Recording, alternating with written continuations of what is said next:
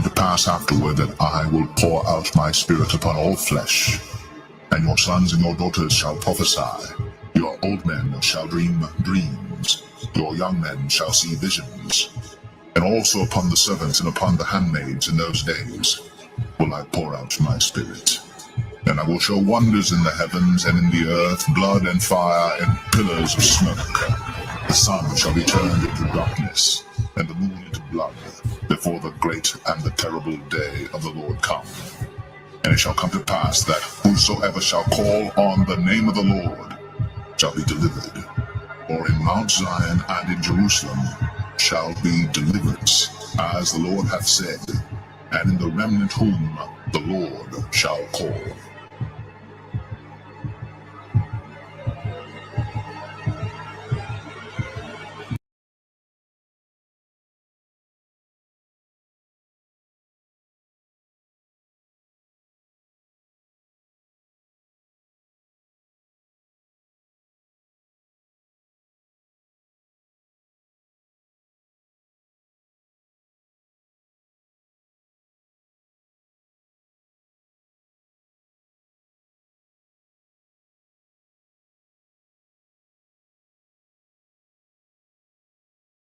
For just $67, you can make as many videos as you want, and you never need to pick up a camera or use any fancy editing software.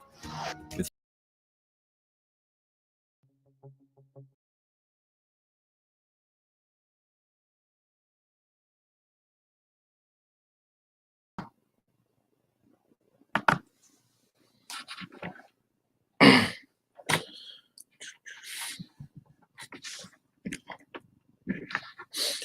All right, Shalom. First and foremost, I'd like to give all praise and glory to Yahweh, Bahashem, Yahushua, Bahashem, Kakadash. Double honors unto the apostles and the elders of GMS who rule well, teach well, being great examples towards younger brothers. And peace and blessing salutation. Hopefully, like out there pushing his word and truth and this sincerity across the four winds in the name of Yahweh, Bahashem, Yahushua. Pushing to get up out of here. Shalom to hopefully the believers and listeners who have came back to the obedience of the scriptures through faith in Yahweh Bashim Shai. And what we're going to get into this afternoon, okay, is going into the daughter of the Chaldeans. Now, we hear the word Chaldeans, mentioned, throughout the Bible, okay? And what we want to do today is really go into what the Chaldeans were, okay, and how it relates to the current rulership of Esau Edom today, all right? And I found a documentary, I thought it was pretty interesting.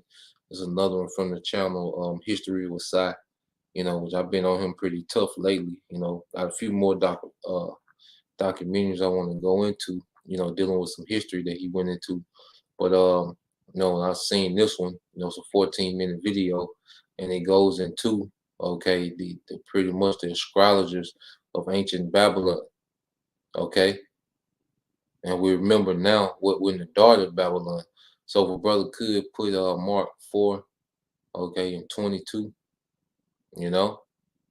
because when you go into our law, the Most High was always against, all right, witchcraft, okay? He was always against witchcraft. He was always against soothsayers and, that left-hand energy. Okay, because all they was doing was pretty much worshiping demons, and they was tapped into, these heathens would tap into the power on the left-hand side through demons. Okay, and the idols they worship was just symbolic of the demons, okay, that they was doing these seances and rituals to. Okay, now, let's get that. And I'm gonna go into it. Now, this is the brother GMS. Pray always, hope for elect. This is Mark 4 and 22. It says, "For there is nothing hid which shall not be manifested, neither was anything kept secret, but that it should come abroad." Okay, so everything is coming abroad. Like for the longest, especially when we was young. Okay, we was elementary school. Okay, we didn't know any of these things existed, but these things have been going on, going all the way back to the garden. Okay, and this society teaches you to look at witchcraft as a joke. Okay, you're some type of sea theorist if you believe in those things, and you know take things lightly. They put witchcraft in cartoons and make fun of it, but see, witchcraft, okay, was the way that these heathens ruled. Okay, they always had a priesthood on the left hand side, and it was most prominent in the ancient Egyptian empire, the ancient Babylon empire, and the Neo Babylonian empire. Okay, what you're gonna the documentary is gonna touch on those things, but first let's get a couple of precepts, leading into the documentary. Then, we'll go from there. We'll do commentary from there. So let me share the Bible real quick. A few things on blue that I want to pull up. And America is the most satanic, all right, witchcraft filled society on the earth. This is the land of the Chaldeans. Okay, so let's go here. And I found it ironic when I typed in the word Chaldeans, okay, in the search bar. it occurred 66 times in 66 verses. I thought that was interesting. But let's get a couple precepts just to set up the lesson.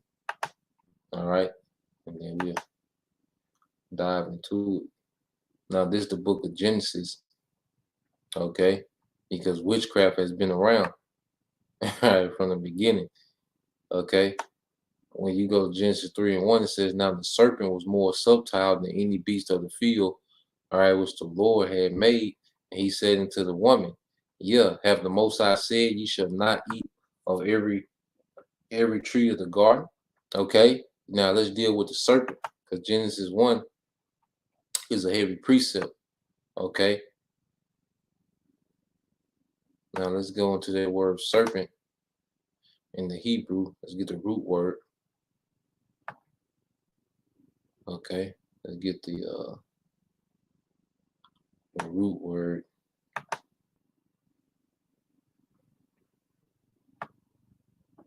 Okay, which is nakash, okay, in the Hebrew. And when you get it, what does it go into? It says to practice divination, to divine, to observe signs, to learn by experience, diligently observe, practice fortune telling, take as a omen, to practice divination, okay? And he brought witchcraft to Eve, okay? He brought a way outside of, all right, of righteousness. You see, in this way, because you have to think the serpent now rules the earth, okay, under these Edomites, and mainly through Amalek, which is the top tribe. These are these elite bankers, okay. But the way of the serpent rules the earth, and that's why you see witchcraft so casual, okay, in America, man, and in the earth, okay. It says to whisper a magic spell, okay, to prognosticate, enchanter, enchantment, okay.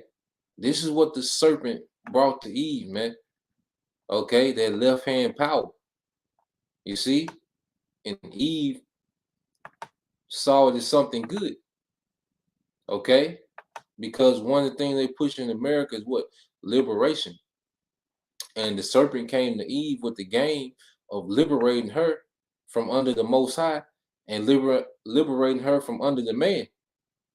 Okay, and Eve went for it, man. And this is what we see playing out today in society. The woman liberated from the man, which ultimately liberated her from the Most High. Okay, the women of the tribes. You see, but it was through witchcraft. That's the thing that was that looked good to the eye to Eve, man. Okay,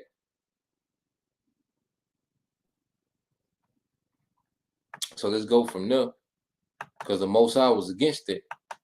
All right, the Most High was highly against witchcraft. We're gonna get it.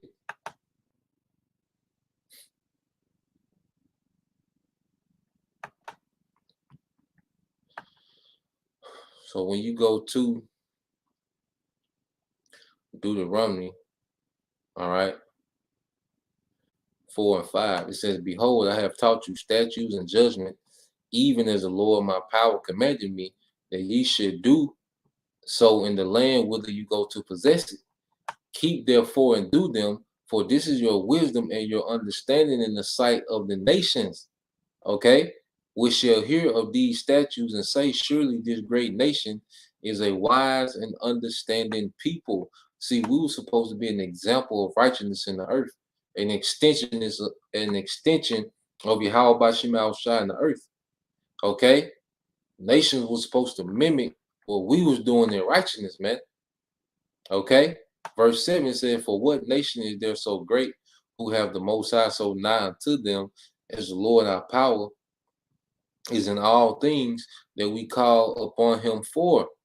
Okay, because our obedience gave us access directly, all right, to Yahweh Bashim Al Shai. Okay, the priesthood was our connection to the spiritual realm where we would get favor from on high. Okay, the nations, they was given over to do that on the left hand side through demons. Okay, and when we started doing these things, that's when the Most High, okay, remove his access from us, man. Okay, now Deuteronomy 14 and 4, I'm gonna jump down. It's like Deuteronomy 4 and 14, I'm gonna jump down. It says, "And the Lord commanded me at that time to teach you statutes and judgment, that you might do them in the land whither you go to possess it." This is Moses speaking, okay, to Israel. Okay, it said, "Lest ye corrupt yourselves and make you a graven image, the similitude of any figure, the likeness of male or female." Okay, see, the Most High set the laws up to be anti-heathen. Don't do what they do. They do these things and worship these idols, okay, which really they're worshiping demons on the left hand side. Okay, the likeness of any beast that is on earth, the likeness of any winged fowl, all right, that flieth in the air, the likeness of anything that creepeth on the ground, the likeness of any fish that is in the waters beneath the air.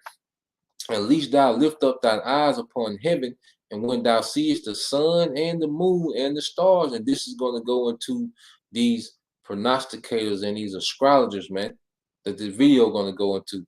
Even all the host of heaven should is be driven to worship them, okay, and serve them, which the Lord thy power have divided unto all nations under the whole heaven. So we was commanded not, okay, to do these things which the heathens were known for doing. Okay, and remember, this was way after, you would have the Sumerian Empire, okay, and the Egyptian Empire that we came out of. These things was going on, and those things were happening for 1,000 years before we came into that captivity, man. Okay, so coming out of it, the Lord is pretty much telling us, don't do the things that you've been seeing these heathens doing. Okay, he was against witchcraft. That's why when you go to Exodus,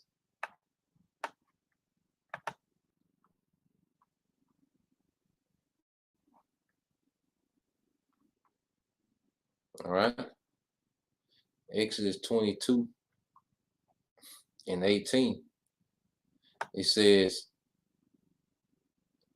"Thou shalt not suffer a witch to live." Okay, completely against witchcraft. Okay, thou shalt not suffer a witch to live. And let's get this in. That was a commandment, so a witch will be put to death. Okay, but let's get this here in 1 Samuel 15.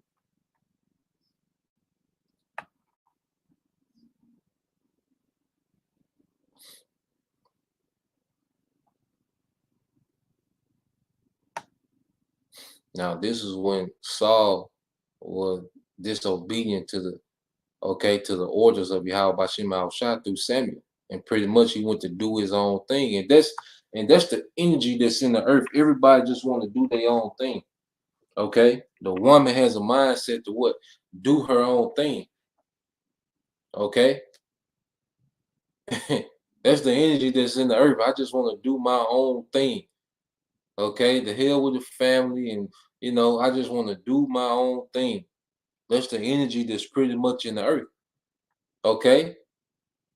But there's a particular obedience, especially as Israelites, that we're supposed to adhere to.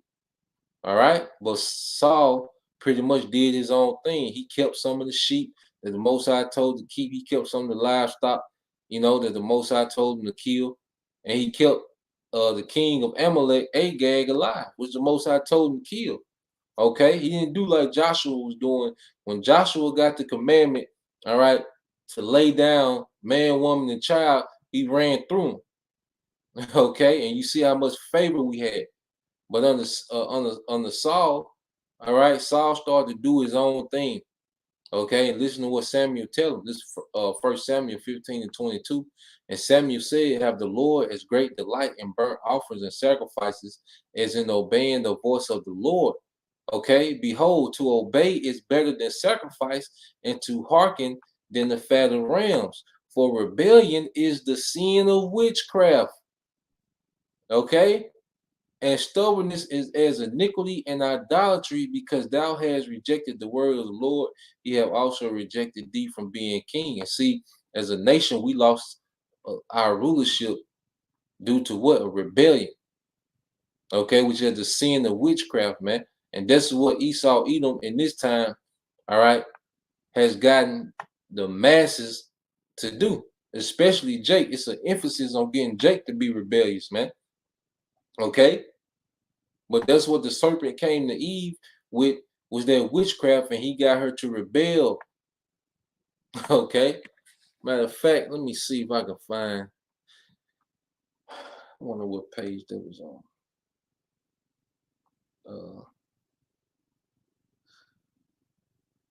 See if I can find it. I'm gonna go ahead. All right.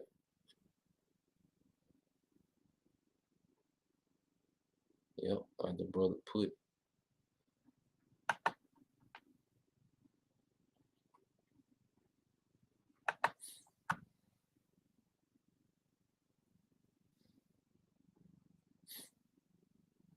All right, this the brother, the hopeful elect 3, Jeremiah 10:2.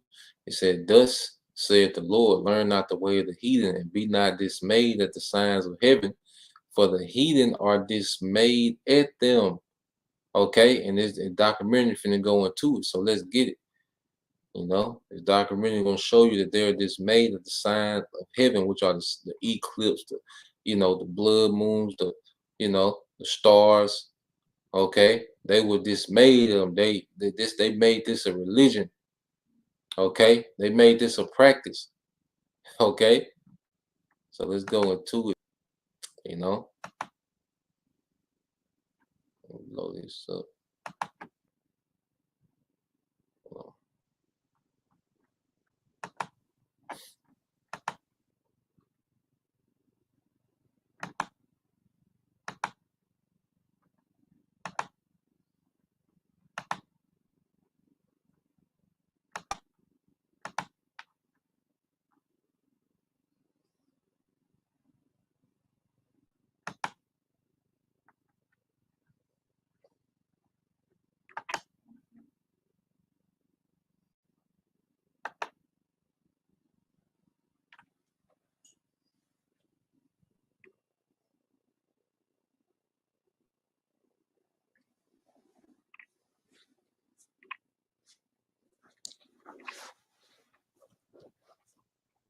All right, so this is it.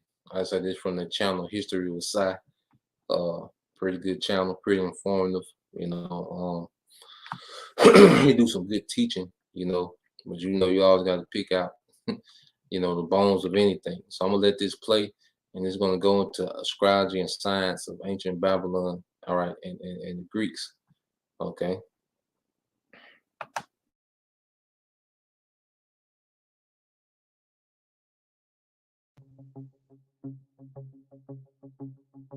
Astronomy, at least as we define it today, can be described broadly as the science that deals with celestial objects, space, and the physical universe. Astrology, on the other hand, is the study and interpretation of the movement of celestial bodies, such as stars, planets, comets, eclipses, and other objects, and how they might affect one's life or events in the world. Pretty much any modern scientist will tell you that astrology is not a science. In ancient Mesopotamia, though, there was no distinction between the two. What we call astronomy and astrology were one and the same. In that world, the movement of the heavens was literally carried out by heaven, or specifically, the various deities who occupied that space. Perhaps nowhere else was the study and interpretation of the heavens more developed than in ancient Babylonia. Babylonian astrologers were renowned for their mastery of astrology and divination, or the ability to prognosticate future events. We saw in a past video on the Library of Nineveh all of the trouble that kings such as Esarhaddon and Ashurbanipal went through in order to obtain astronomical data and divination texts from the various cities and shrines of Babylonia. After all, the Babylonians had been at it much longer than anyone else in the world. They had more experience and expertise in such things, or so it was widely believed. Basically, if you really wanted the most knowledgeable scholars, who could perhaps provide the most accurate interpretation, then you should consult Babylonian scholars and diviners. I'd like to take a few moments to thank the sponsor of this video, Endel. Now, Endel is this really cool app that takes everything we know about sound and combines it with. So he's pretty much letting you know, okay, that the ancient Babylonians, were experts, okay, at witchcraft, especially astrology. Okay. Now we should start seeing why the Most High will say particular things within the law. Okay, because remember, this is way before, okay, Jacob was born. Okay, and these nations was heavy into this witchcraft. you know. So the Most High was anti-witchcraft, man, and he would put emphasis on that in the law. Okay, thou shalt not suffer a witch to live, because one witch, okay, can spread, a doctrine, okay, of rebellion, man. All right, so let's get this that the brother put up real quick. GMS Truth Be Told 144. Wisdom of Solomon 13:4 said, but if they were astonished at their power and virtue, let them understand by them how much mightier he is that made them. Okay. So you had these heathens that was astonished at the movements of, the stars, the moon, the sun. They was astonished at these things, but they wouldn't give reverence to the Most High. They would actually worship the creation. Okay.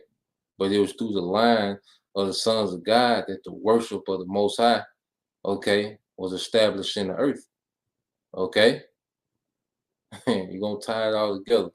This is verse 5. It says, for by the greatness and beauty of the creatures, proportionally the maker of them is seen. And we see kind of the mind of the Most High, okay, through creation, man.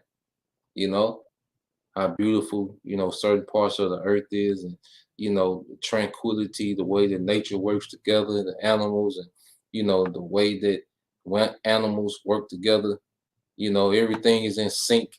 You look at the ecosystem, how, everything is for the benefit of the other. Okay. Even when you die, the way the body breaks down, and, it's just beautiful, man. It's a lot, we can go into a lot of it, but it's beautiful. Okay. So let's go back into it. Cutting edge AI technology to create real-time, personalized soundscapes that are designed to help you relax, focus, and sleep. These real-time and personal inputs can include one's location, the weather, even your heart rate, to create the most soothing soundscape for you. Endo works on your phone, tablet, iWatch, and all related devices, so you can pretty much use it anywhere. Since I've been using Endo for the past couple of weeks, I myself have definitely experienced much better sleep, which I'd estimate has helped to at least double my productivity.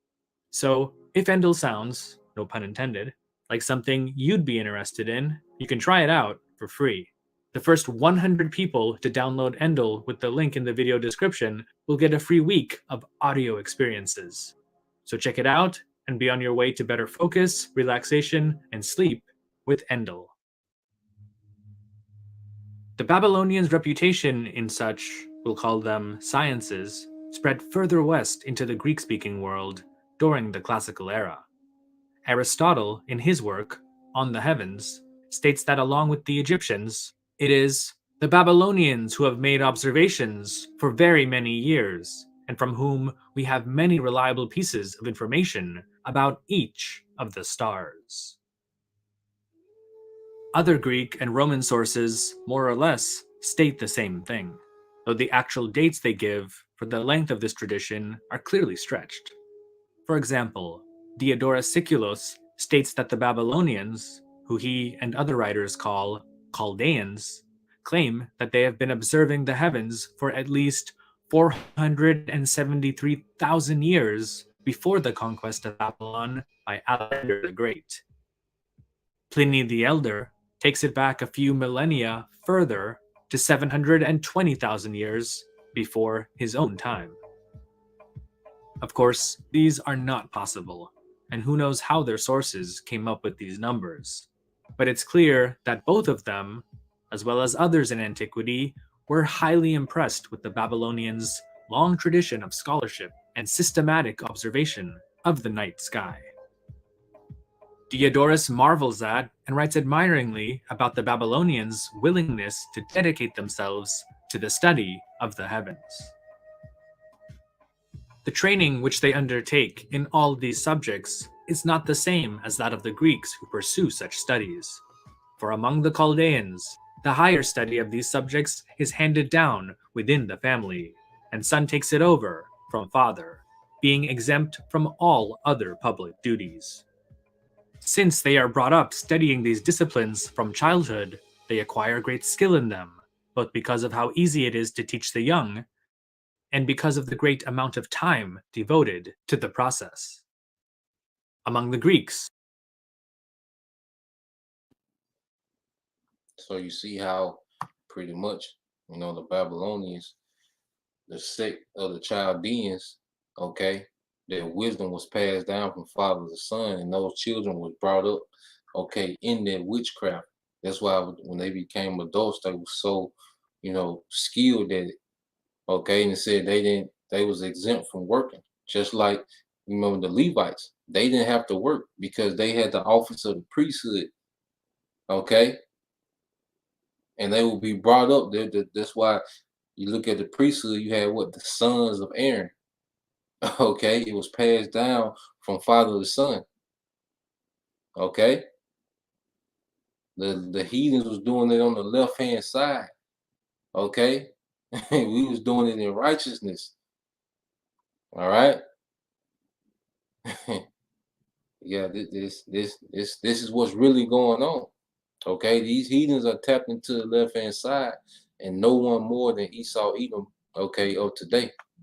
Okay, but they was brought up in it, and now what you see in America, that's why you see a big push on the children. They're trying to teach them witchcraft at a very early age, man. Okay, they going in. All right, they want a society of warlocks and witches, man. Well, that's gonna be the norm. All right, it's way beyond buying and selling what this man is bringing to the earth, man. What he wants to bring to the earth, which he's not gonna bring it to pass. Okay, the main part of his enterprise is bringing, okay, a society closer to that left hand side, man. And he's been gradually doing it throughout the years. Okay, so I'm gonna let play some more.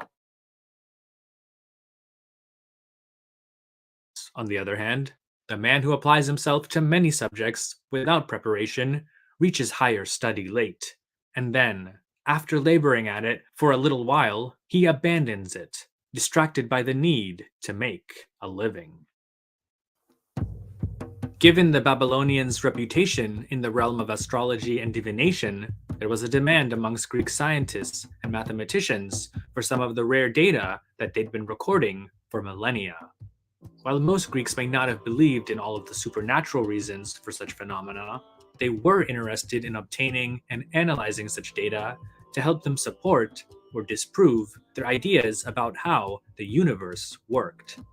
As an example, let's take a look at the great mathematician, astronomer, geographer, and all-out Renaissance man, 1500 years before the actual Renaissance, Ptolemy of Alexandria. In one of his works called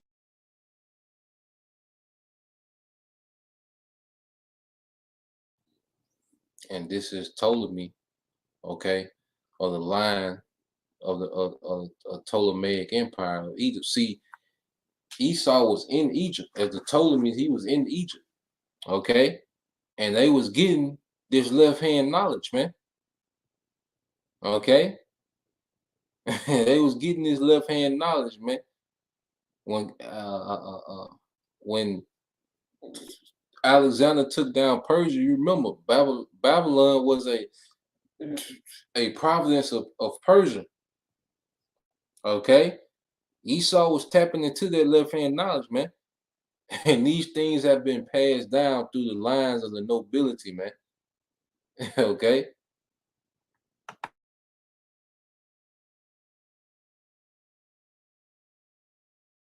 called Almagest, written sometime between 150 and 161 AD, Ptolemy uses the records of 18 lunar eclipses, the first 10 of which he claims were observed in Babylon. One of these is an eclipse that took place in 720 BC, during the reign of the Babylonian king Marduk-apla-iddina II, who he calls Mardu-Kempados. Ptolemy writes, "The second of the eclipses is recorded as having occurred in the second year of the same Mardu-Kempados, on the 18th to 19th of the month, Thoth, according to the Egyptian calendar. It was eclipsed, it says, 3 fingers from the south at midnight. Since the midpoint in Babylon occurred exactly at midnight, in Alexandria it must have happened 5/6 of an hour before midnight, at which time the true position of the sun was Pisces 13.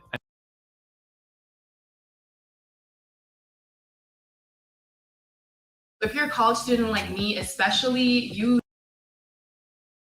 need Grammarly in your life. Grammarly is a digital writing assistant, and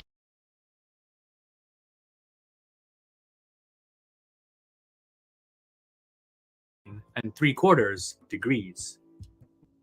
When you think about it, quite amazing that the Babylonians kept such meticulous records of the comings and goings of celestial objects, such as eclipses. But why?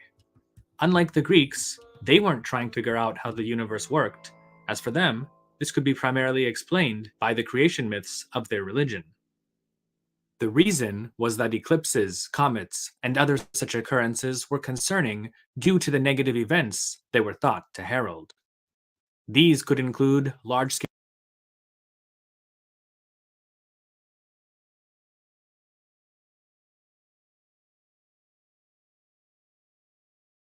If you look at this picture, okay, what does it remind you of? A clock, okay? Because you go into the minute hand and the hour hand. Like if you look at it, you can see, all right, 1 o'clock, 2 o'clock, 3 o'clock, 4 o'clock.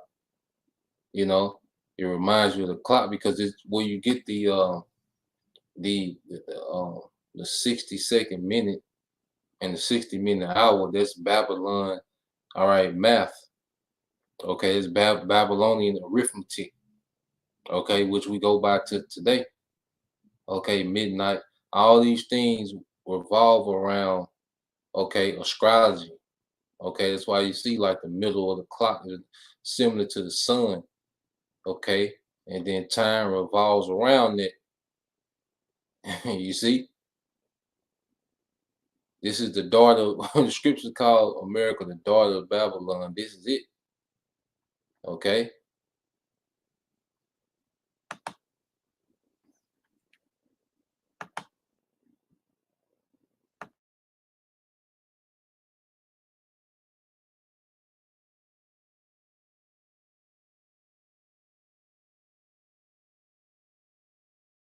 Eclipses. But why? Unlike the Greeks, they weren't trying to figure out how the universe worked.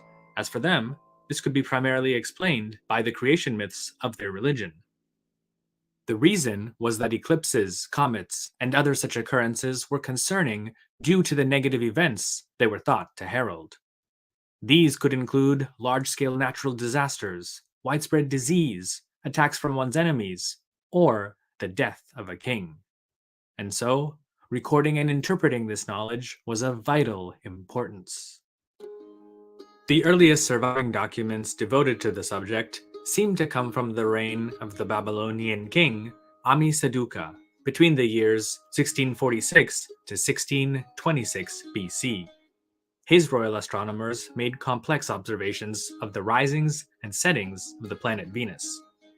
Copies of these were found in Ashurbanipal's personal library at Nineveh as part of a group of documents Assyriologists referred to as Anuma Anu Enlil. These texts contain approximately 7,000 different omens based on celestial phenomena pertaining to solar and lunar eclipses, as well as planets. It must have been a pretty important series of omens, because copies of Anuma Anu Enlil were also found by archaeologists in the city of Uruk.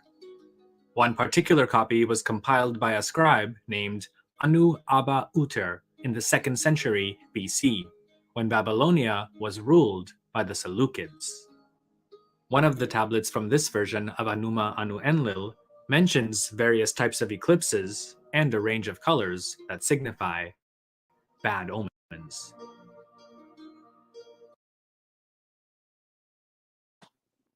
And he's speaking of when he said when Babylon was ruled, by he said Seleucids, but how we say it, Seleucian Empire, which that's the one of the generals of Alexander, okay, and now the Seleucid Empire will come, Antiochus Epiphanes, okay, or Antiochus Epiphanes, okay. Esau was tapped into this to this left hand side, man. Okay, he's not new to this, man. Even going back to the serpent, okay. The spirit that's within Esau Edom has been tapped into the left hand side for a long time, man. Okay, and he's pretty much mastered it. All right, but it's not going to prevail. You see.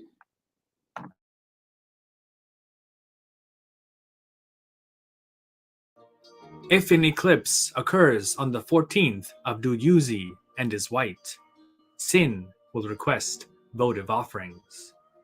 If an eclipse occurs on the 14th of Duyuzi and is black, the angry gods will return to the land. If an eclipse occurs on the 14th of Duyuzi and is red, the fields and meadows will be flooded. If an eclipse occurs on the 14th of Duyuzi and is yellow, the enemy will plunder the property of the land. If an eclipse occurs on the 14th of Duyuzi and is variegated, in the land of Akkad, the market rate will fall. By the time that Anu Abu Uter was copying this text, Babylonia was becoming increasingly Hellenized, and with every new generation, there were fewer people who could read and write such Akkadian language texts. While Alexandria and Pergamon may have become the ancient world's new centers of scholarship and learning, there was still an interest among many Greek, Roman, and other scholars for the type of ancient knowledge and data that could only be found in places such as Babylon and Uruk. While no Greek translation of texts such as Anuma Anu Enlil have been discovered so far, there is a good deal of evidence indicating that several non-Babylonian scholars may have had access to them, whether through translated written sources or personal contact with the remaining Babylonian scribes and diviners themselves. One such individual may have been Diodorus Siculus, who wrote, The Chaldeans say that sometimes by their risings, sometimes by their settings, and by their color, the planets indicate in advance what is going to happen to those who are willing to observe them closely. Sometimes they indicate great windstorms, sometimes an excess of rain or heat, sometimes the appearance of comets, and also solar and lunar eclipses, and earthquakes, and in general, all the conditions which are generated by the atmosphere and are beneficial or harmful, not only to entire peoples or regions, but also to kings and private individuals. It seems that Ptolemy of Alexandria was also familiar with the contents of documents such as Enuma Anu Enlil, at least with regard to eclipses and signs that were generally interpreted to be bad omens.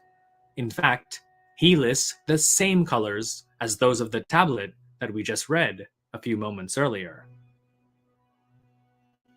For predicting Lucidchart makes intelligent diagramming easy and helps your best ideas become real. Start from scratch or get started with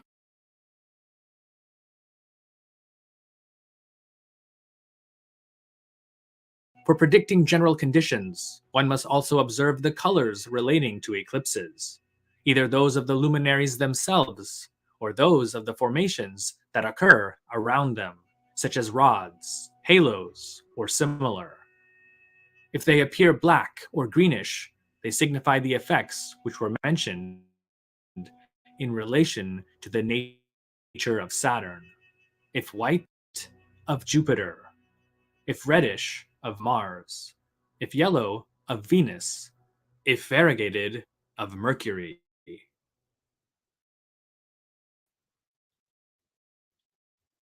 While ancient Greeks and Romans may have had their own views on eclipses and their meanings, this type of presentation of such phenomena is absent until the Hellenistic period. By the 1st and 2nd AD, many scholars believe that such ancient knowledge was now being preserved by Greek and Roman scientists, philosophers, and writers in places that are now lost to us, such as the Great Library of Alexandria. These connections between the Greco-Roman world and ancient Mesopotamia are fascinating, and I hope to share more of them with you one day in the future. Anyway, I hope that you enjoyed this program, and thanks so much for watching, or just listening. I'd also really like to thank GrandKek69, Yap de Graaf, Pasta Frola, Michael Lewis, Danielle Allen, Danny Van Eck, TV, Robert Morgan, Frank, Tim Lane, Sebastian Hurtado Correa, Franz Robbins, Brendan Redman.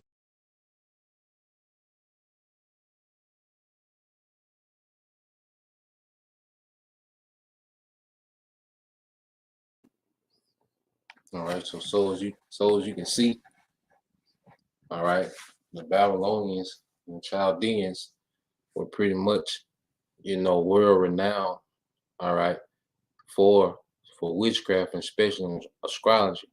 And they would look at the signs of of the heavens, okay, to try to make predictions. And Esau Edom does these things today. Now you see how the eclipse, during the Greeks, they related to the planets. Okay. And even when you go today, let's stop sharing that real quick. Even when you go today,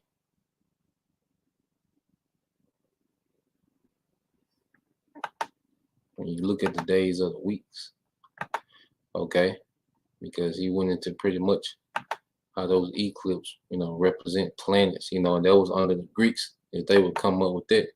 And if a brother can post it for me real quick, Jeremiah 2 and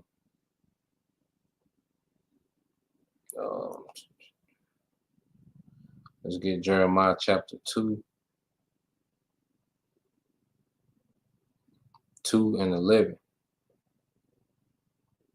Yeah, let's get Jeremiah chapter 2 verses 11 through 13. Babakasha. But when you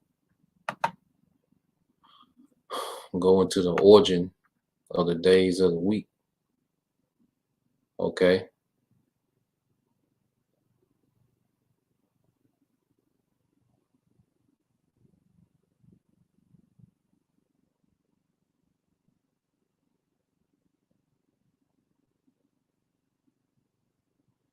All right, so I'll read this. Let me blow it up a little bit. See if y'all can see it.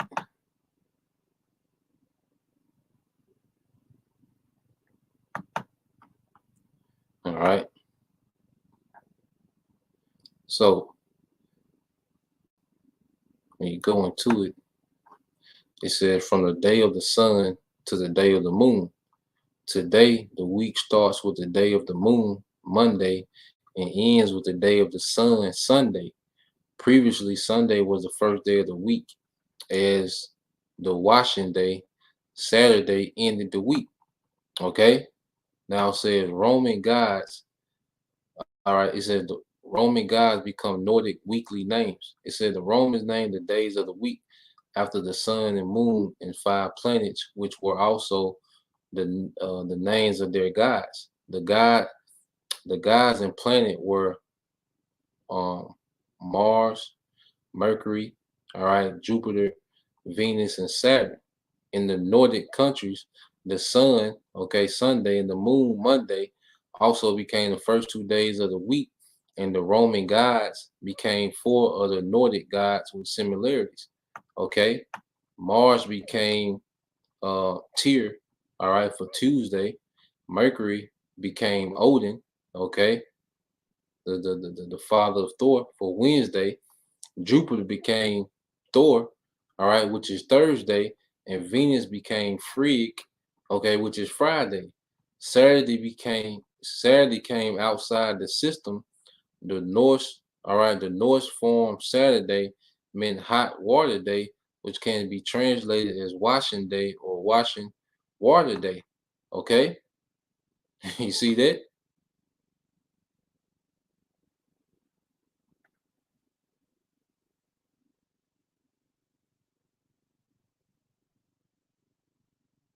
So you see these different days. Okay, Mars being the god of war. Okay, which is for Wednesday. Monday going to the moon. The Latin name for moon is Luna. Okay.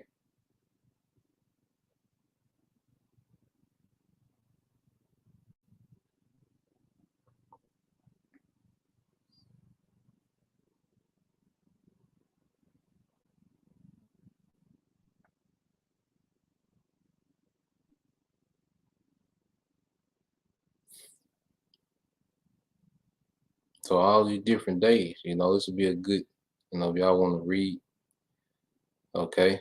Saturday. All right. In Latin, the day was named after Saturn. All right. And we recognize in English Saturday.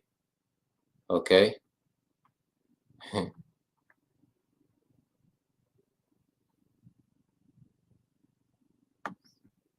So this format is nothing but set up by the ancient Babylonian format of astrology, man.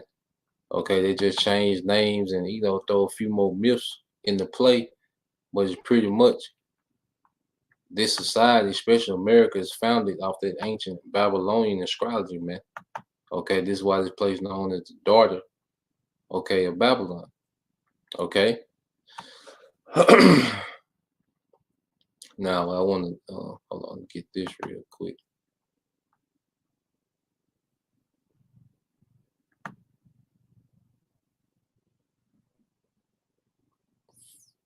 This is the brother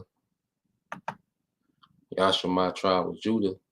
Now this is Jeremiah 2:11, and it says, "Have a nation changed their gods, which are yet no gods?" Okay, these nations stick to the same deities, these same witchcrafts and formulas. Okay, they might change the names, but it's nothing but their ancient, all right, Satan worship. Okay, worship of demons on the left hand side, these particular idols. Okay, but said, but my people have changed their glory. Here it is. We serve the creator of everything. Okay, we serve the one true living God. Okay, that everything's answered to. The left hand, and it showed you like when Moses, that's why when Moses was doing Okay, those miracles on the left hand, on the right hand side, you had Egypt, Pharaoh. He had his magicians to be able to imitate some of them, but there became a time when he couldn't imitate them. Those magicians couldn't imitate what Moses was doing. Okay, and when Moses turned his staff into a serpent, and the warlocks, the magicians of Egypt did the same thing.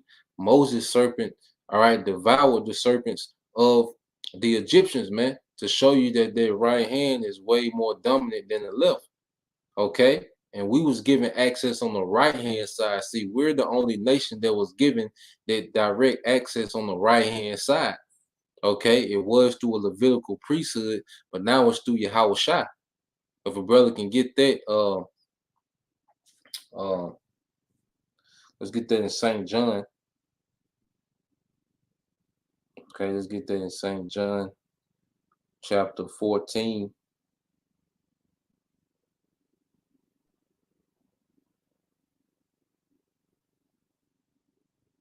14 and 6. Let's get that. All right. But we gave up our access on the right hand to deal with the left hand, man. Okay. To be mingle and learn the ways of the heathen, which was our downfall.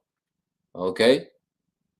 Verse 12, and it says, "Be astonished, O ye heavens, at this, and become horribly afraid. Be ye very desolate, said the Lord." Okay. See verse 13. It says, "For my people have committed two evils. They have forsaken me, the fountain of living waters, and have hewed them out cisterns, broken cisterns that can hold no water." And what has witchcraft got us, man? What has Christianity got us, man? Okay, when you look at it on the overall scale, what has these things got us, man? Okay, because it's all witchcraft. Gang culture, that's witchcraft. Matter of fact, I got a video. Okay, I want to play. Esau has mastered this witchcraft on the left hand side. There's numerology and this astrology. Okay, these little seances. He goes in. But what has this profited us, man? We're getting worse and worse under these enchantments, man. The only progress that we can see is through this, man. Through the ministry, through the gospel, where the Most High is tearing this place down to get ready to usher in righteousness, man. Okay? And let's just prove it. I want to get this video here. My brother Priest Abaya from down here in the Mississippi camp. He put me on to this last weekend, just to show you the witchcraft that's going on today. Now, I'm not the one to just get all into it and just follow these things every single day, but it's good to understand what's going on around us to a degree on the left hand side. I'm not saying, go buy books and, and candles and, tap into the left hand side, but to know of these things is good to know, man. Okay, you can pick up on things. All right. But don't be crazy, Jake. You gotta throw them disclaimers out there. Jake be literal as hell.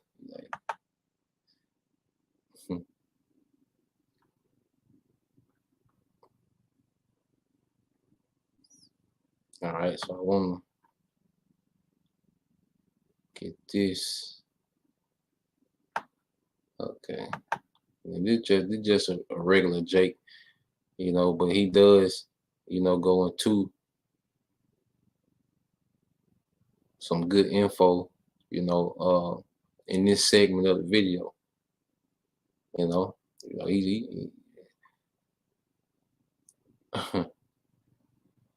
and when the Jake like this is seeing these things that this man is exposed. All right, so I'm gonna probably play an ad.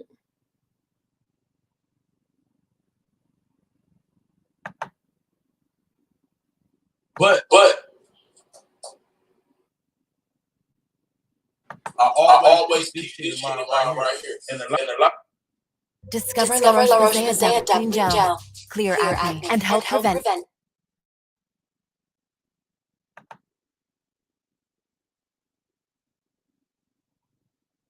New acne from forming.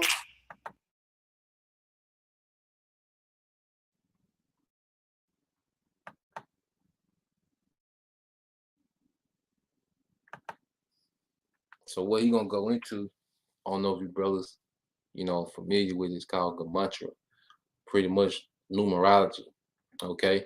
And he's gonna go into it because a lot of things that we see, all right, Esau, Edom has these things playing. Everything is some type of ritual or enchantment, okay? This man is heavy into his witchcraft, man, okay? Heavy into it, all right? This man has had a lot of help on the left-hand side to come into power and to maintain this power. But he was given the green light. Those demons was given the green light to aid this man, all right, by Yahweh Bashim al Shah. Okay. Now let's listen to this.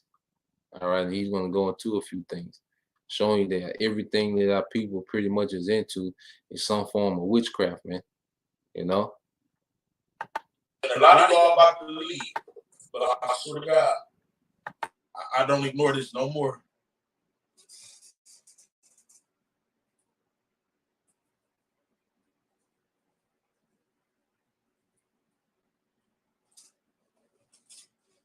I kind of believe that we live in a world that's already programmed for us. We have a death date chose, and I believe people know how to pick and seek out our own death days. Because we can't have these rappers keep dying the same way where they numbers adding in it.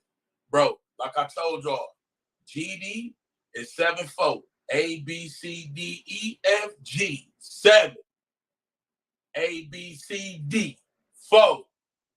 7, 4. When we get the blood, 12, 2, 12, 15, 15, 4. BD, 2, 4. Everything that we speak on, word, even our names, is numerology based. Everything is about numbers on this earth. We can't keep having rappers die by these numbers, bro, and we not paying attention to it. So I'm not trying to force nobody on this shit. But dog,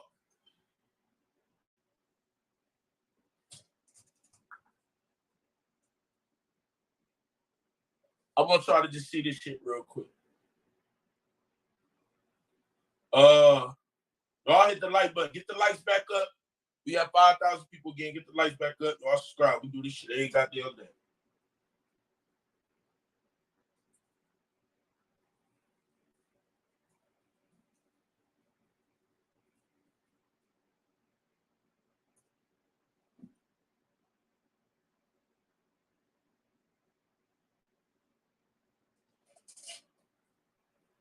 Don't get scared.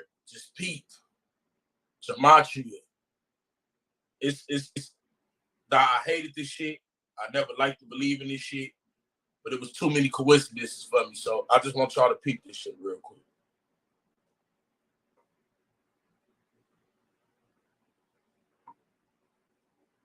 I know I'm about to lose viewers. I don't give a damn.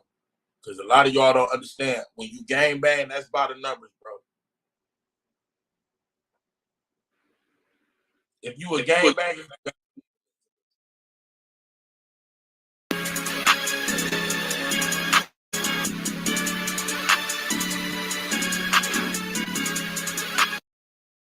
well, it's coming out tomorrow, which the new moon is today. I said look out for Friday because I thought July 29th was the new moon, but here we are today on the 28th. And today is the new moon. And we just heard the news last night of Jada Youngin passing away at the age of 24. So without further ado, we finna get right to it. We finna see what's going on. Y'all smash that like button.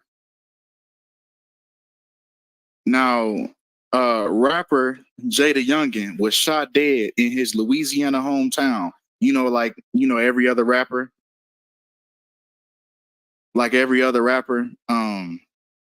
that dies, they always just happen to die in their hometown. So the regular person can just write it off as, damn, he should have moved. He should have moved out the neighborhood.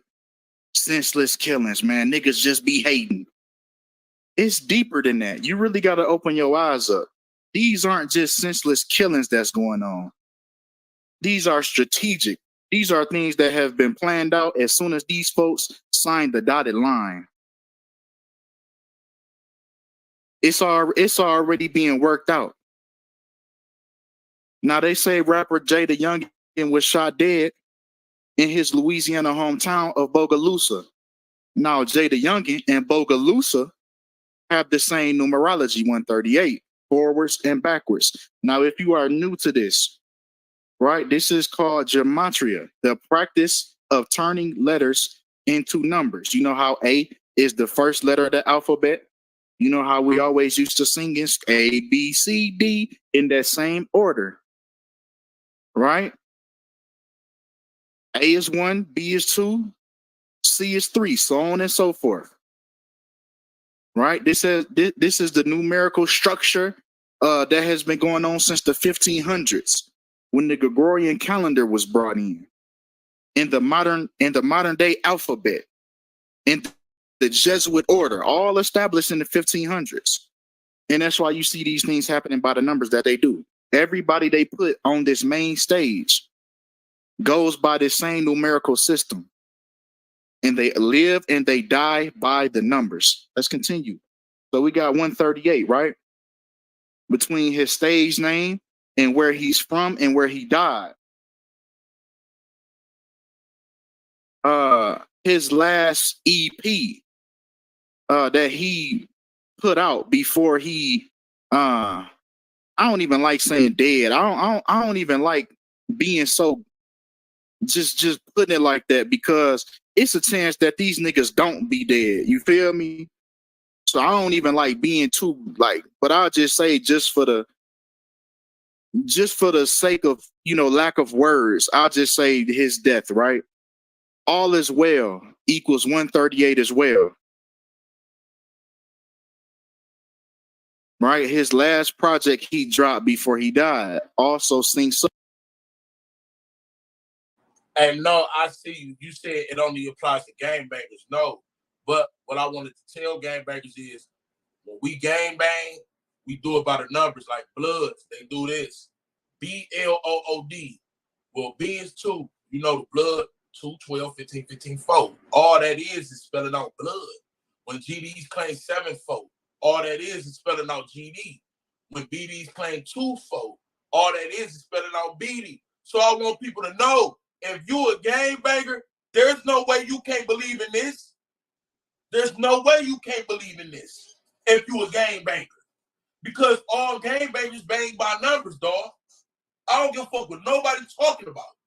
If you're a gangbanger and you claim 7-4, that means GD. A, B, C, D, E, F, G. That's 7.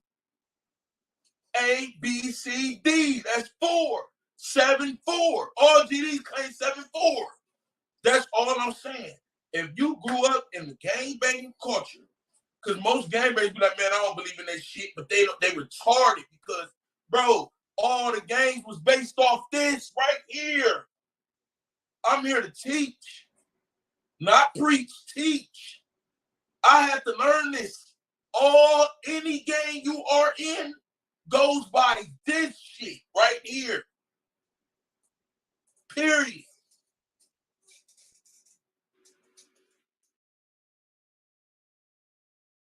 Up with that same numerology. Now let's go on, man.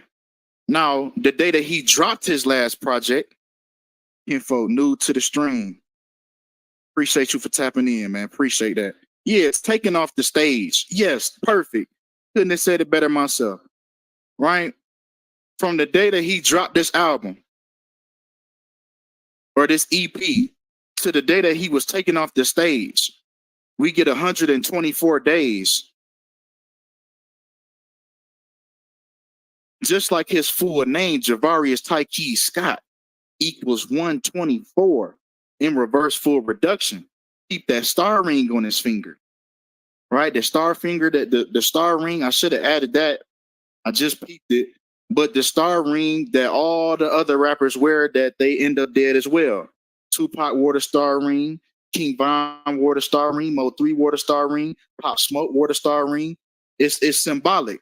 And peep how, if you look at it, the star is actually upside down to represent the Baphomet pentagram. Right? It's deeper than just jewelry. It's deeper than just that. Yeah, Young Dolph wore the star ring as well. It's a pentagram. These people are the people that are over these labels and they own these labels and put these puppets in place. They're heavy into magic. They're heavy into witchcraft, numerology, and astrology. And we're going to see all of that in this video. Now, once again, the day he dropped that last project on March 25th to the day he was taken off the stage, we get 17 weeks and 5 days, 175, just like how they say the Louisiana rapper. Jada Youngin was shot to death, Louisiana rapper. We get 175.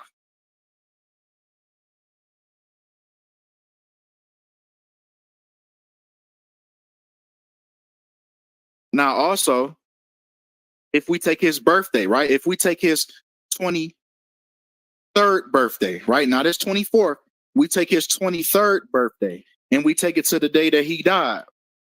We get 1 year, 1 week, and 5 days, just like killing equals 115. Yeah, they hold when they come on, even when they come on the scene, as soon as they come on the scene, everything is already foreshadowed. It's already being told. They are already telling the whole story of what's about to happen as soon as they come on the scene. And it's funny that y'all saying something, but I'm not gonna point out what y'all saying. I'm gonna point it out later. But it's funny that y'all okay, we get it. You don't gotta spam. But all right, come on with this 115, right? Javarius, his first name equals 115. Exactly. That's what they doing. That's exactly what they doing. They acting out the script that they were given. All right, we're gonna have to. Okay, thank you. I was about to time him out. Please don't spam. You can call me a bitch ass nigga. You can call me like a fuck nigga. Double digit numbers you got to break down. So say you got the 20th letter of the alphabet. You just do 2 plus 0 equals 2. So that got 2. You see what I'm saying? That's how double digits go. Or if you got the 25th letter of the alphabet, you go 2 plus 5. That's 7. But all our life been like this, y'all. From the channels on our TVs. I respect that shit for putting up. Yeah, like I talk the street shit, but then it's still we gotta still highlight this. I'm an overall channel, dog. I give y'all the real, like, even though this the street, we covered the street side, it's still this shit, bro. Every time I bring up a rapper, we talking from his Young Dolph, FBG Cat. They numbers always equal, bro. I did my own numbers on here. You can do this. Go to Gematria calculator on your phone. Type in Javaris right now. I bet you 115 come up in the English word. Right now. Fuck it. Let's do it live. Javarius 115. Watch this.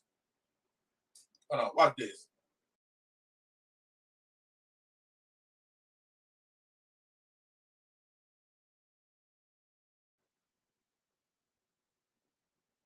So you ain't got to listen to him and be like, oh, he lying over that. You can do it yourself.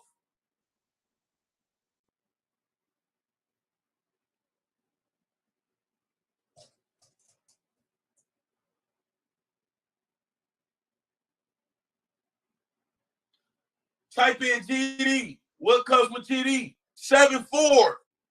Ain't that So he's gonna go into the gematria calculator and actually type, you know, GD, which you see the 7-4, which is just what Jake banged. Okay. And Jake don't have a clue, all right, of the witchcraft and the enchantments that come with this. Okay, so you're gonna type in a few more, then we get back to the precepts, man. But I just want to show you that Esau Edom is doing these things that we just seen in the documentary of the ancient Babylonians. He's doing these things in real time today. Okay, this man is really a witch and a warlock, man. Okay, it's way deeper than making Rosa Parks, okay, move to the back of the bus. Okay, it's way bigger than the civil rights movement. What this man is into, man. Okay, so I'm gonna let a little bit of this play, then we're gonna get back to the precepts, man.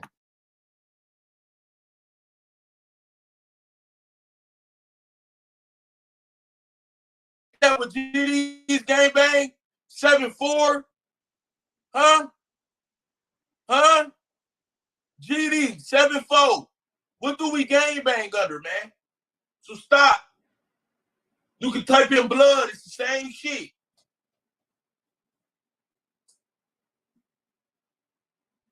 Two, 12, 15, 15, 4. That's what blood, that's the blood, that's the blood. No, right. That's what blood, if you meet a blood on the street, he gonna tell you 2, 12, 15, 15, 4. That's blood, bro. Type in BD for Black Disciple, BD. 2-4. 2-4. That's what Dirk and them claim. They claim 2-4. So stop thinking this shit fake. This shit real, my nigga. Our whole world is based off numbers.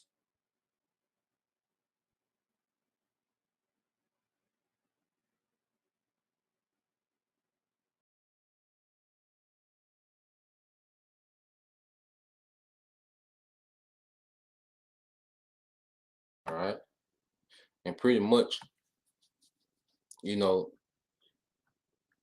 like I said, I don't listen to a lot of those guys. I just want to play that clip.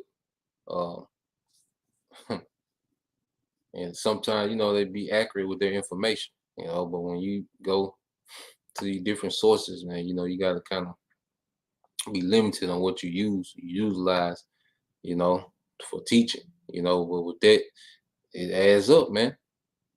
You know, and we know that all these characters and these rappers that we see, all of them are put in front of the screen, all right, for the psyops, man. Okay, and this all goes back to the left hand, but see, through your house shot, we've got access back to the right hand side.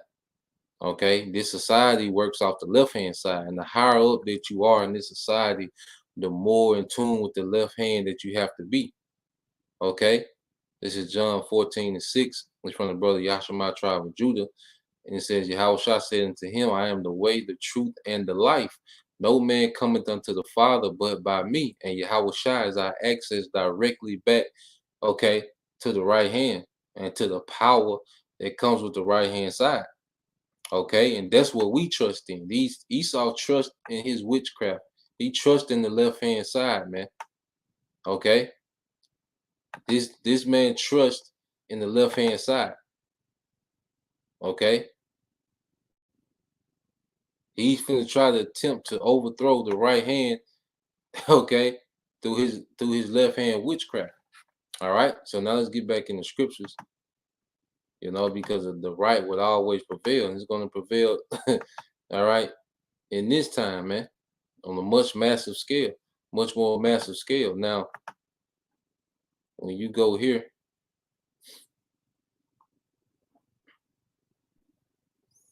let's get these two, let's get some accounts. Let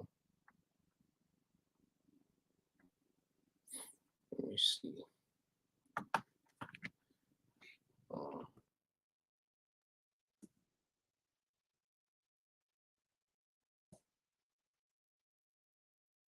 Go to the account of ancient Egypt, which they was known for their witchcraft. Okay. And so we've seen that through the accounts of Moses. But I want to get You know. Now this is Pharaoh's dream. Now, when you go to Genesis 41:1, it says, "And it came to pass at the end of 2 full years that Pharaoh dreamed and beheld, he stood by the river. And behold, there came up out of the river 7 well-favored kine and fat." It says, "in fat flesh, and they fed in the meadow. And beheld, 7 other kind came up after them out of the river, ill-favored and lean flesh." All right. So he's seen 2, cows that were fatted, that was healthy. He seen 7 cows that was healthy. Then he would see 7 cows, of lean flesh. Okay. Pretty much starving. It says, "and stood by the other kind upon the brink of the river. And ill, it says, an ill favored and the lean flesh kind did eat up the 7 well favored and fat kin. So Pharaoh awoke, and he slept and dreamed the second time, and beheld, 7 ears of corn came up upon one stalk, rank and good. And behold, 7 thin ears and blasted with the east wind sprung up after them. And the 7 thin ears devoured the 7 rank and full ears. And Pharaoh awoke, and behold, it was a dream. And it came to pass in the morning that his spirit was troubled, and he sent and called for all the magicians, all right, of Egypt, and all the wise men thereof. And Pharaoh told them his dream, okay, but there was none that could interpret them unto Pharaoh. Okay, so all the greatest magicians, the top ranking wise men couldn't interpret the dream to Pharaoh. Okay, of all heathens. Then spake the chief butler unto Pharaoh, saying, I do remember my faults this day. Pharaoh was wroth with his servants and put me inward in the captain of the guard's house, both me and the chief baker. And when he dreamed, they dreamed in one night, I and he, all right, we dreamed each man according to the interpretation of his dream. And there, it says, and there was there with us a young man, an Hebrew, okay, a young man which was in Hebrew, servant to the captain of the guard, and we told him, and he interpreted to us our dreams. To each man according to his dream did he interpret. Okay, you speaking of Joseph.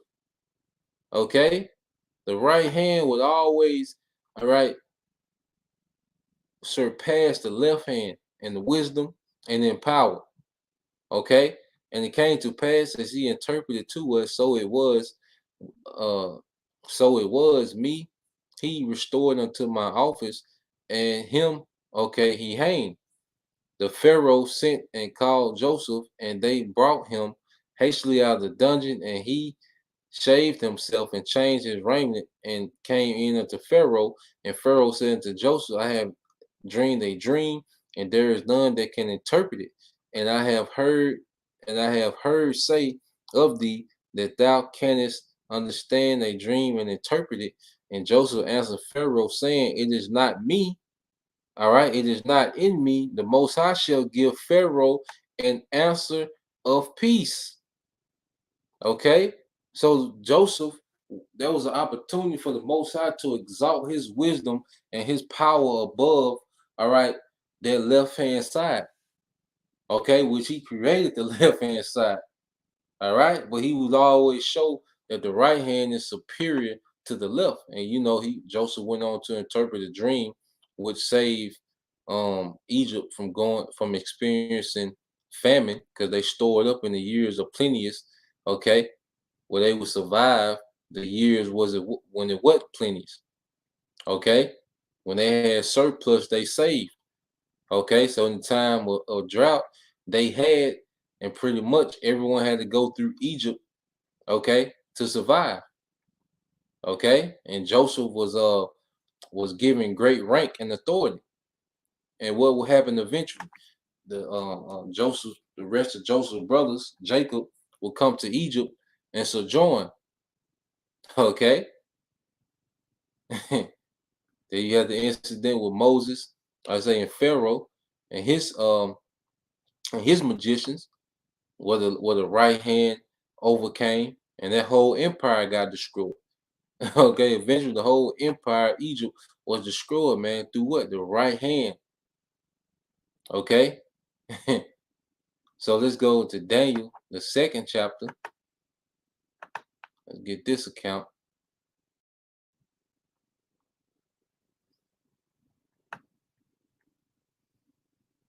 All right, this is Daniel 2 and 1.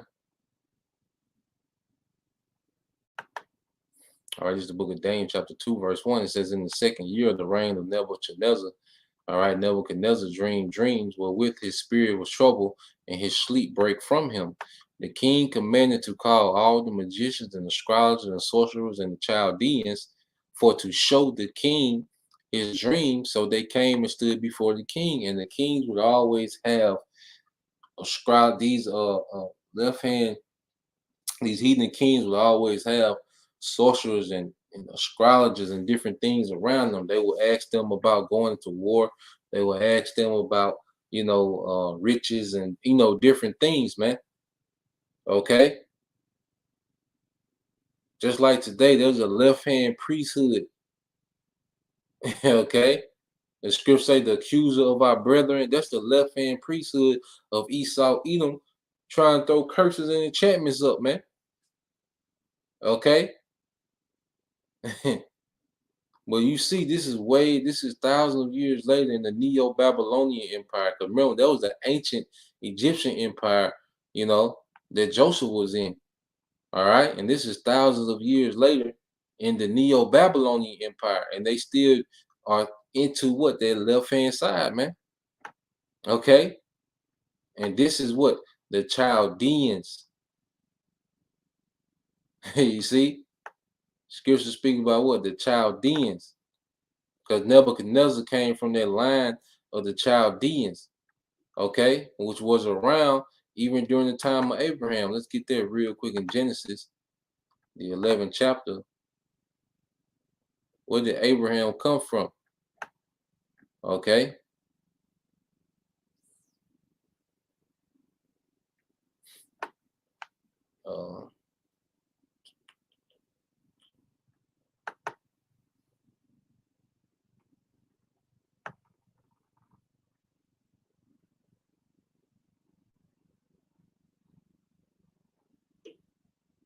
It might be at the end of this.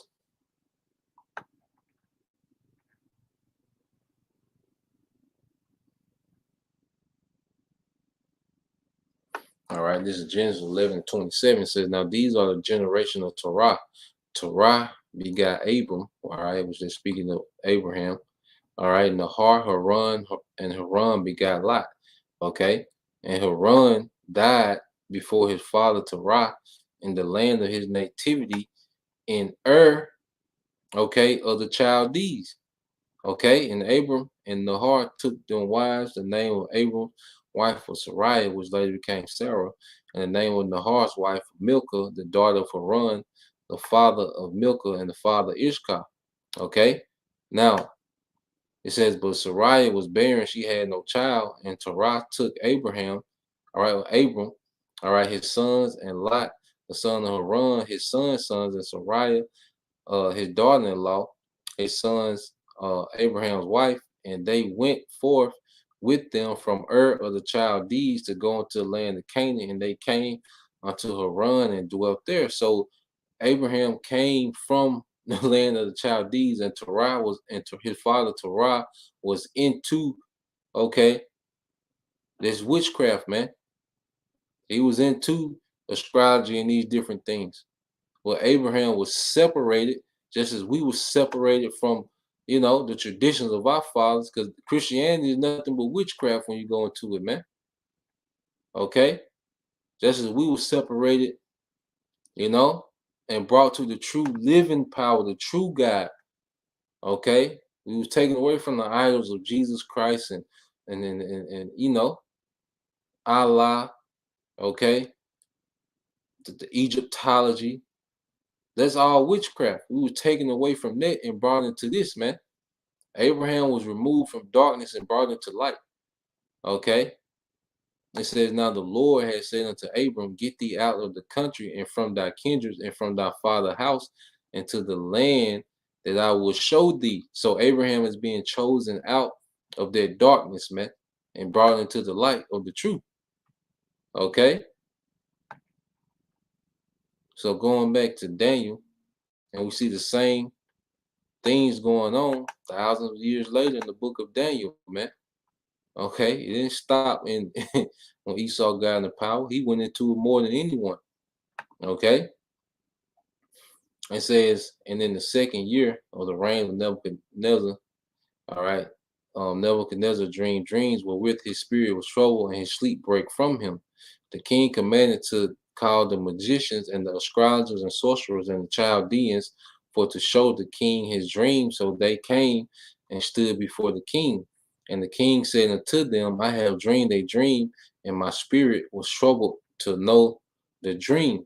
Then spake the Chaldeans to the king in Syriac, O king, live forever. Tell thy servants the dream, and we will show the interpretation. The king answered and said to the Chaldeans, this thing is gone from me. If ye will not make known unto me the dream with the interpretation thereof, you shall be cut in pieces, and your horses shall be made, your houses shall be made a dunghill. Okay, because he had forgot the dream, so he needed his dream to be told to him and interpreted. Okay. It said, but if ye show the dream and the interpretation thereof, ye shall receive of me gifts and rewards and great honor. Therefore, show me the dream, okay, and the interpretation thereof. They answered again and said, let the king tell his servants the dream, and we will show the interpretation of it.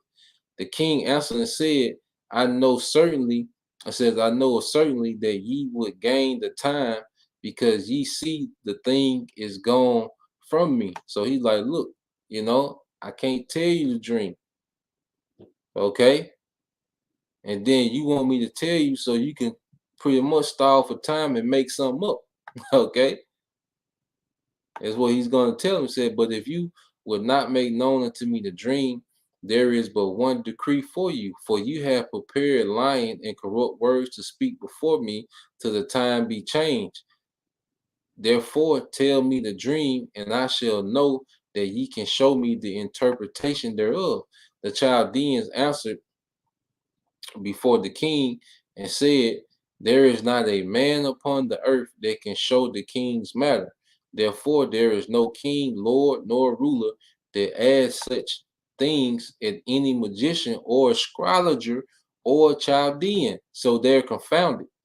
Because Nebuchadnezzar, like, look, if y'all can't tell me the dream, there's no way y'all can interpret it. Ain't no, if y'all can't tell me the dream, then y'all ain't on no level, man. Pretty much, man. So Nebuchadnezzar going hard. Because remember, Nebuchadnezzar is a Chaldean. So he comes from that background. Okay, he know the little tricks. Okay. Because a lot of those things be just, they be winging it a lot of times. They be right on certain points. But a lot of times they be winging it. So Nebuchadnezzar putting the pressure on them. And they like, look, can't nobody on earth do this. Okay? That was their response. It says, and it is a rare thing that the king requires, and there is none other that can show it before the king except the gods whose dwelling is not with flesh. For this cause the king was angry and very furious, and commanded to destroy all wise men of Babylon. And the decree went forth that the wise men should be slain, and they saw Daniel and his fellows to be slain. So Nebuchadnezzar is pissed, and he just like, look, slay all the wise men. Okay, slay everybody. Okay. Then Daniel, so they came to Daniel, okay, and his fellows. All right.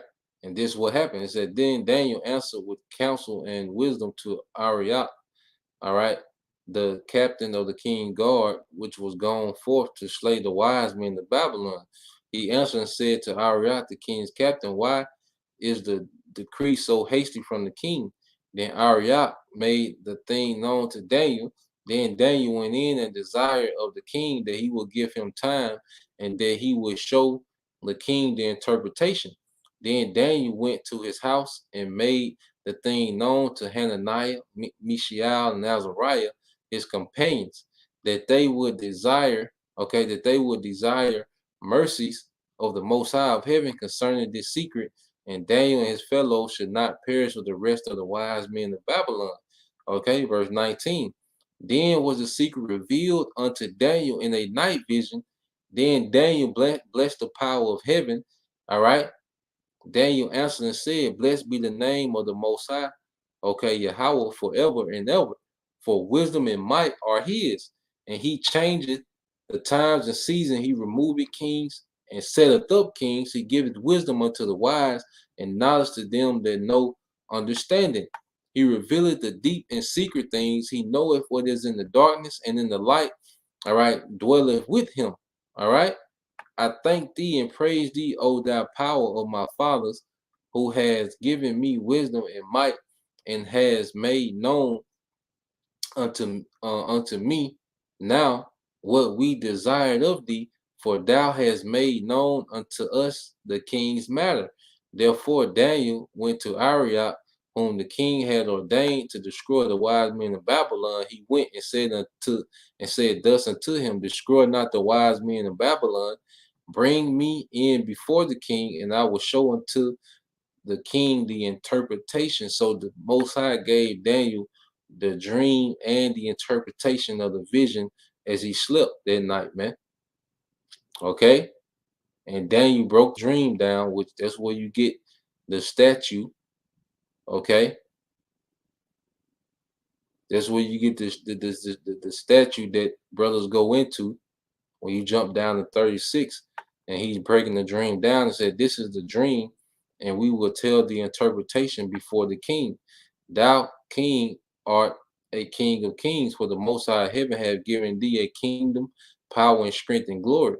And whosoever and wheresoever the children of men dwell, the beast of the field and the fowls of the air hath he given into thy hand, and he hath made thee ruler of them all.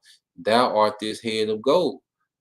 And after these shall arise another kingdom inferior to thee, and the other kingdom of brass, which shall bear rule over all. It says, which shall bear rule over all the earth. And the arms of silver, all right, of the statue was the Medo-Persian Empire, all right, and the the thighs of brass, okay, going into who? The Greeks.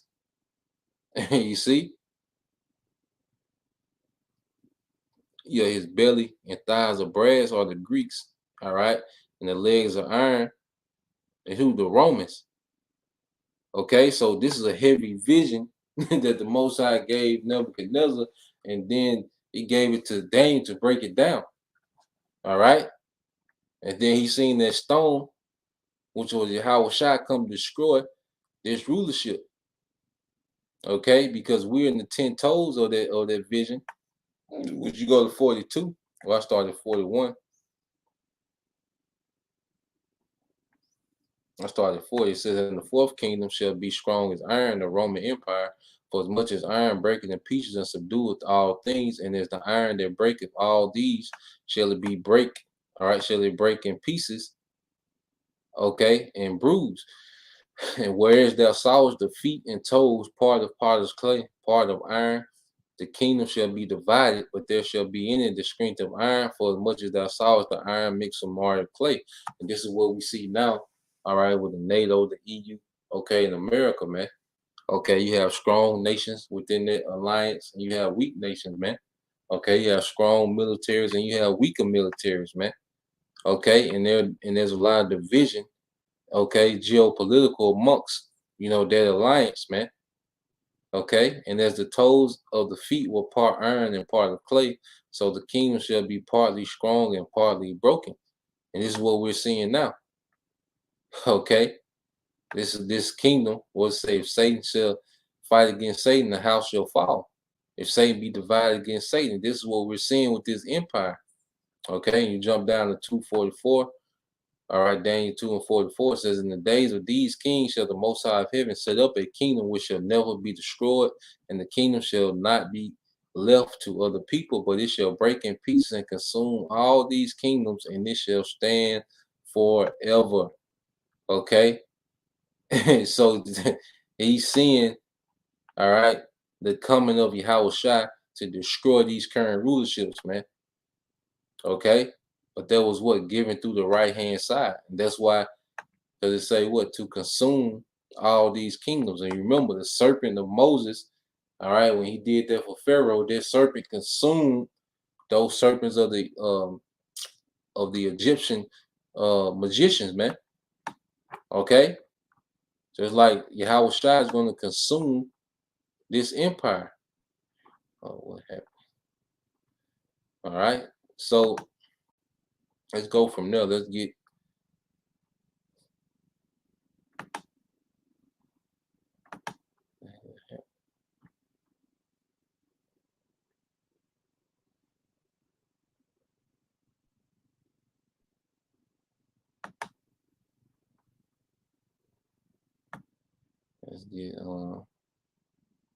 Isaiah 47. We'll close on that.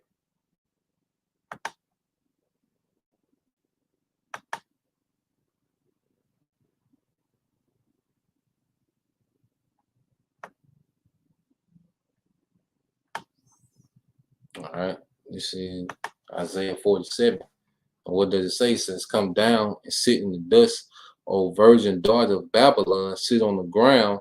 There is no throne." All right, there is no throne, O daughter of the Chaldeans, for thou shalt no more be called tender and delicate. See, and when you go into the daughter, the word daughter, okay, America is the daughter of Babylon, the daughter of the Chaldeans.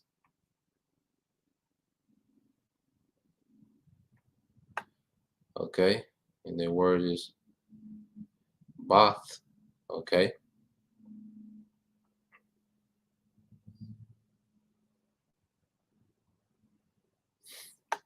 All right, now you go into definition 3. It says as a personification. Okay, it's or a description of character. So America comes with the same characteristics of ancient Babylon. It's a personification of that ancient witchcraft. Okay, the daughter of the Chaldeans, the same thing the Chaldeans were doing, these elites are doing, man. Okay, and when you jump down,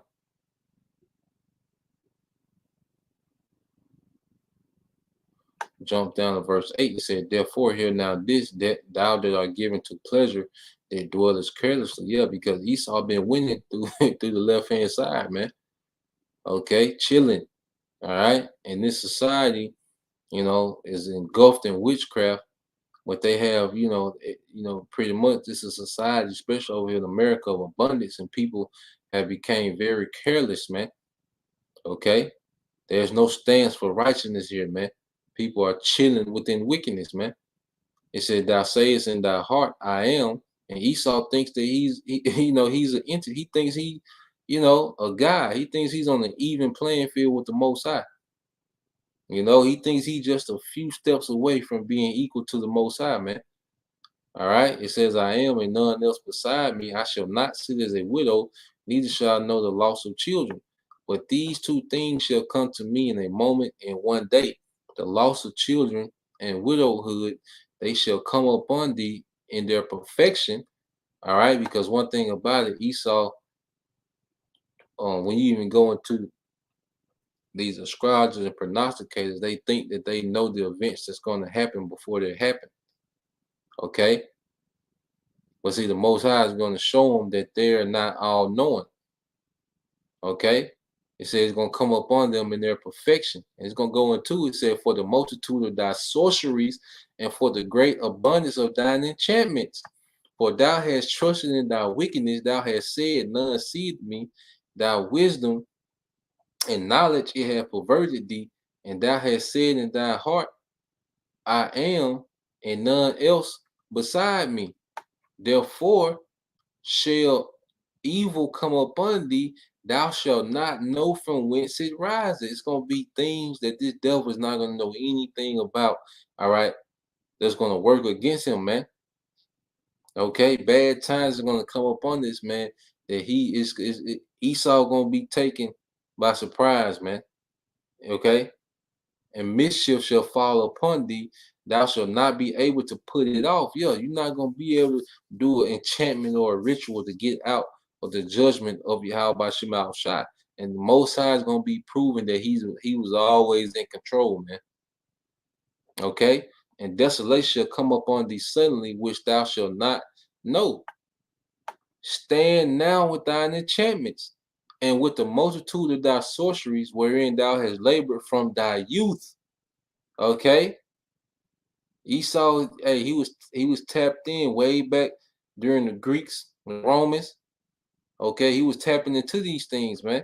And then if you take it further back to the serpent, okay? That's why he has got so skillful in witchcraft today and his enchantments today. Okay? America was founded on witchcraft, man. It says, if so be, thou shalt be able to profit. So if so be, thou mayest to prevail. And see, the Most High is going to cut this man off from that left-hand side, man. Okay? Because the left hand is only obeying the will of the Most High to deceive Esau, man. Okay? So he can have that pump, all right? To even think about going against Yahweh Shema Shai. Okay? Esau is set in slippery places, man. It says, thou art weary in the multitude of thy counsels.